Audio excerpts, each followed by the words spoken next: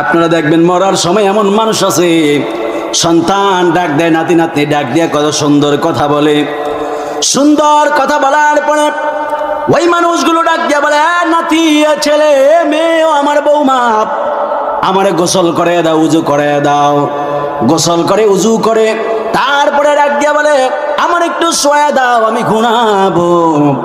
তারপরে যখন শোয়া দেয়, কথা বলতে বলতে বলতে বলতে আস্তে চক্ষুটা বন্ধ হয়ে যায়। কথা কন্যা ঠিক কিনা বলেন? এই জন্য বাবাজিরা আমার নবী, আপনার নবী বলেছেন, আল মাউতু তুহফাতুল মুমিন, মৃত্যুটা হলো ইমানদারের জন্য উপহার। কথা কন ঠিক কিনা বলেন?